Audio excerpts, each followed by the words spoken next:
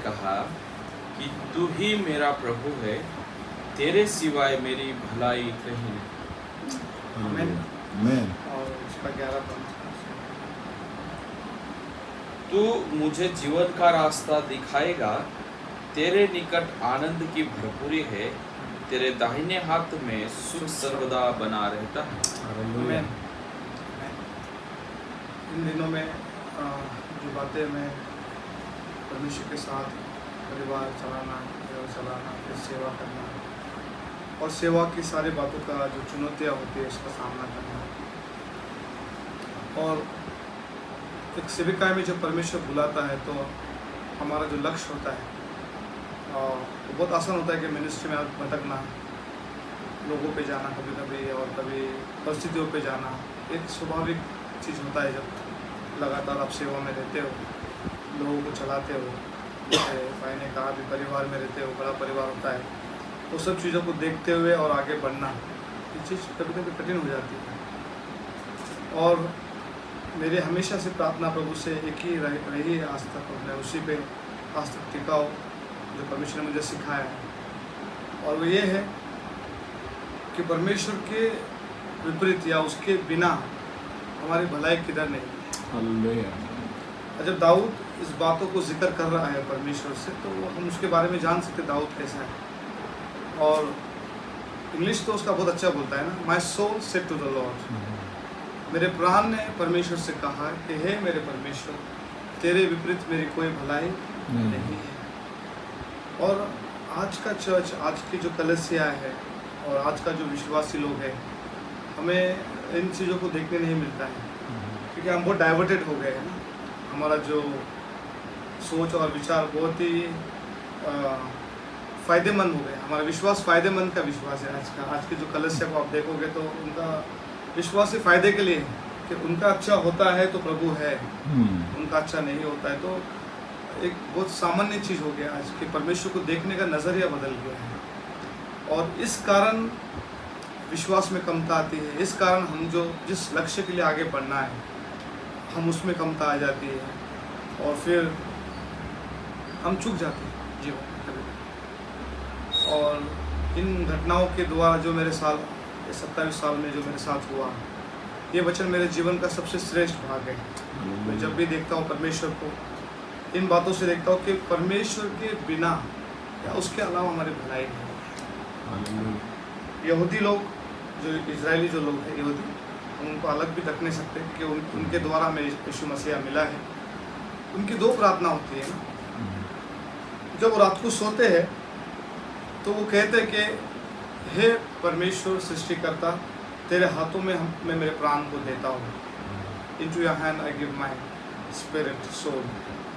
और जब सुबह उठते हैं तो कहते हैं सृष्टि के मालिक, हम आपका शुक्रिया धन्यवाद करते हैं कि आपने हमारे नथनी में जीवन का श्वास को फूंका है। ये 2 प्रार्थना करते हैं, और यही प्रार्थना यीशु मसीह ने सूली पर भी किया था। जब सूली पर यीशु मसीह का आखिरी सांसें जब यीशु मसीह ले रहे थे, यीशु मसीह ने वही बोला, अब मैं मेरे प्राण को प्रभु तेरे हाथों में सौंपता हूँ। मैं परमेश्वर का धन्यवाद देता हूँ कि इतना महान, इतना विशाल परमेश्वर आज हमारा परमेश्वर है, और ऐसे परमेश्वर को जो हमारा जो देखने का नज़रिया बदलना चाहिए, कलीसिया का नज़रिया बदलना चाहिए, विश्वासियों का नज़रिया बदलना चाहिए। हम सिर्फ अपने पुरोटों के लिए ही, अपने ही ज़रूरतों के लिए परमेश्वर को नहीं देखना चाहिए। ऐसे परमेश्वर को देखना चाहिए कि वो मेरे नथनी का श्वास है। अगर मेरा नथनी में श्वास नहीं रहेगा तो मैं क्या हो जाऊँगा, मैं मर गया। वैसा परमेश्वर ने हमें जीवन दिया कि उसके बिना अगर वो हमारे जीवन में नहीं है तो हम तो ऐसे मरे हुए हैं, कुछ नहीं हमारे पास।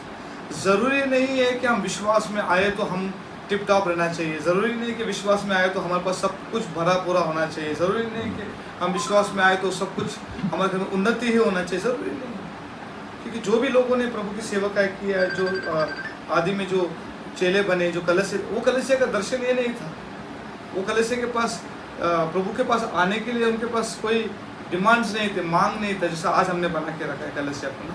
चर्च में हम बुलाते उसी चीज़ के लिए लोगों को, और बाद में उनका जीने का तरीका वही बन जाता हमेशा के लिए। लेकिन मैं समझता हूँ हमारी परिवार की या मेरी ज़रूरत कोई है तो वो सिर्फ परमेश्वर है, और उसके विपरीत अगर मैं सोचता भी उसके विपरीत कुछ मेरी और भलाई है तो मैं समझता हूँ कि मैं वहाँ पर बहुत बड़ी गलती कर बैठूंगा और वो गलती ही मेरे विश्वास को परमेश्वर से कम कर देगी। और फिर दाऊद नीचे भी लिखता है 11 लिखता है कि परमेश्वर की हुजूरी में आनंद की भरपूरी है। लोग गीत बनाते, लोग गीत लोग संडे गा लेते हो, लेकिन हफ्ता भर में वो आनंद की भरपूरी नहीं रहती है, उसे रविवार गाने में होती है। कभी कभी गानों में ही चीज़ हो जाती है, गाने के बाद तो बाकी 6 दिन हम जीते हैं उसमें वो सब चीज़ बातें नहीं होती। लेकिन दाऊद जब कहता है कि परमेश्वर की हुजूरी में आनंद की भरपूरी है, मैं समझता हूँ कि परमेश्वर ने अपनी हुजूरी से हमें घेरा है। हमें उसकी हुजूरी तो हमारे सोने पर भी, हम सोने के बाद भी हमारी आत्मा उसके पास रहती है, क्योंकि सोए बाद हमें पता हमारा प्राण कहाँ जाने वाला है ना। इसलिए वो प्रार्थना करते कि हे प्रभु, ये रात सोने से पहले मेरे प्राण में तेरे हाथ में दे रहा हूँ। और सुबह उठ के कहता है कि हे प्रभु धन्यवाद कि तूने मेरे नथनी में जीवन का श्वास फूंक दिया। मतलब सोच भी सकते नहीं हम कि उसके बिना हम जी पाएंगे। और जब ये विश्वास में हम बढ़ते हैं तो मैं समझता हूँ कि इस दुनिया में हमें और किसी चीज़ की ज़रूरत नहीं है, बस मसीह हमारे लिए सब कुछ है। इसलिए पौल लिखता है मसीह मेरा सब में सब कुछ है, मेरा सब में सब कुछ है। वो तो वो उसको किधर ही कम नहीं बताता है, क्योंकि उन जैसे लोगों का जीवन को अगर हम देखोगे, उनके तुलना अगर हम अपने जीवन को देखोगे तो उनके तुलना हमने ऐसा कुछ भी नहीं दुख उठाया या तकलीफ उठाए जो लोग, फिर भी उनके जीवन में परमेश्वर की भलाई की चर्चा थी, फिर भी वो परमेश्वर के लिए वो आनंदित थे। इसलिए फिलिपिन्स में पौल लिखता भी कि मसीह में तुम सदा आनंदित रहो। मैं तुमसे फिर कहता हूँ तुम परमेश्वर में आनंदित रहो। और ये कब होगा? जब हम ये जान लेंगे कि परमेश्वर ही मेरी भलाई है और उसके विपरीत मेरी भलाई कहाँ से नहीं आई। और ये बातों को मैं इन दिन चर्च में भी ये बातों को मैं सिखाया, बोला कि इन अंतिम दिनों में हमारी जो निर्भरता को तोड़ो, जो निर्भरता मसीह नहीं, उन चीज़ों को तोड़ो। चाहे तुम्हारा परिवार रहे, पति रहे, पत्नी रहे, बच्चे रहे, तुम्हारा घर रहे, तुम्हारा पैसा रहे, नौकरी रहे, बैलेंस रहे, ये रहे, ये सब चीज़ों को छोड़कर अंतिम दिनों में तुम्हारी निर्भरता प्रभु होना चाहिए, क्योंकि आखिर में वही है हमारे साथ। बाकी सब छड़े वाके बाहर हमें छोड़कर नमस्ते करेंगे, जाते समय बोलेंगे मैं तुम्हारे साथ दे नहीं सकता हूँ, लेकिन मसीह हमारे साथ अभी भी है, आने वाला राज उसमें तभी भी है, उसके बाद भी हमारे साथ सदा रहने वाला है।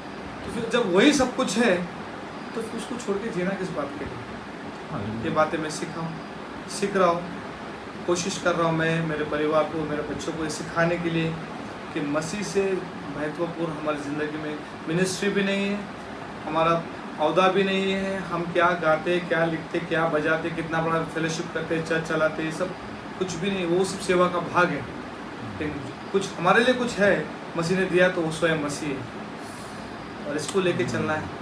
यही हमारी ज़िंदगी का सबसे बड़ा लक्ष्य है और दर्शन है। और मैं कोशिश कर रहा हूँ कि इसमें हम बढ़े, चले और मसीह को वैसा देखें। हमें तब मसीह हमारा पुरोटा बन जाएगा, तब मसीह हमारा सब कुछ है। फिर वो सब में सब कुछ है, तो उसको पता है कब कैसे किस क्षण क्या हमें देना है, और हमें देता है। वो विश्वसनीय परमेश्वर है, वो अविश्वसनीय कभी हो ही नहीं सकता। इसलिए बाइबल बोलता है गॉड इज़ फेथफुल। अगर वो विश्वसनीय तो है, हमारा नहीं हो सकता, गॉड इज़ फेथफुल।